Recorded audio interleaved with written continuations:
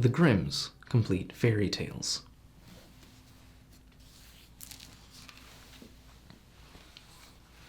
The Giant and the Tailor. A certain tailor, who was great at boasting but ill at doing, took it into his head to go abroad for a while and look about the world. As soon as he could manage it, he left his workshop and wandered on his way, over hill and dale, sometimes hither, sometimes thither, but ever on and on. Once, when he was out, he perceived in the blue distance a steep hill, and behind it a tower reaching to the clouds, which rose up out of a wild, dark forest. "Thunder and lightning!" cried the tailor. "What is that?" And as he was strongly goaded by curiosity, he went boldly towards it. But what made the tailor open his eyes and mouth when he came near it was to see that the tower had legs, and leapt in one bound over the steep hill, and was now standing as an all-powerful giant before him. "What dost thou want here, thou tiny fly's leg?" cried the giant, with a voice as if it were thundering on every side. The tailor whimpered.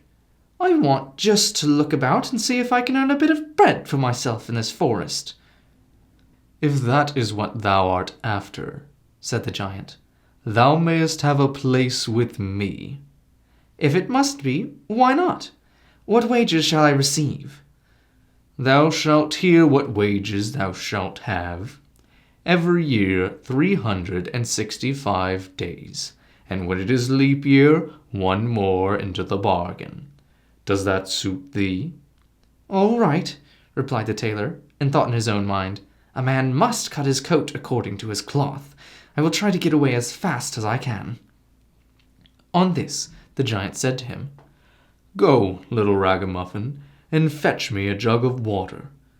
"Had I not better bring the well itself at once, and the spring too?" asked the boaster, and went with a pitcher to the water. "What? The well and the spring too?"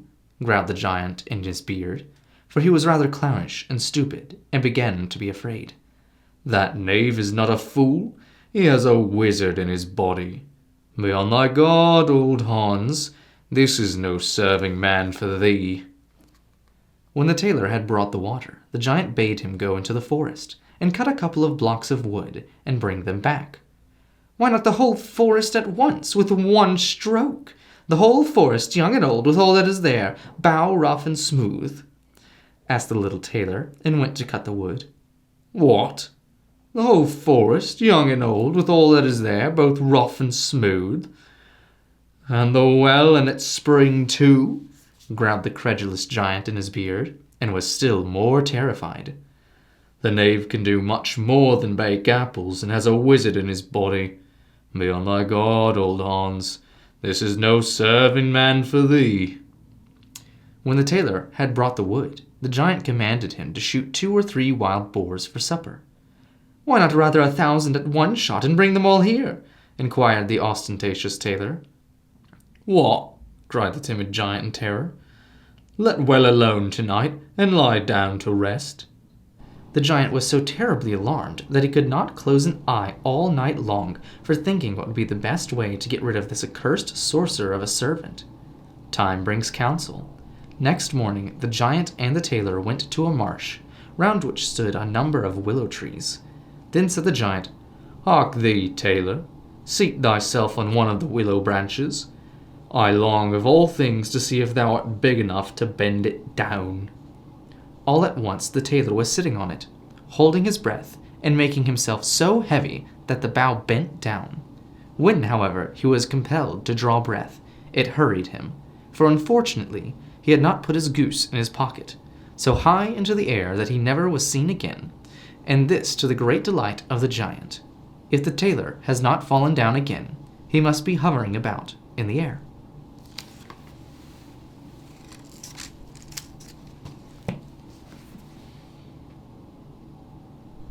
Thank you.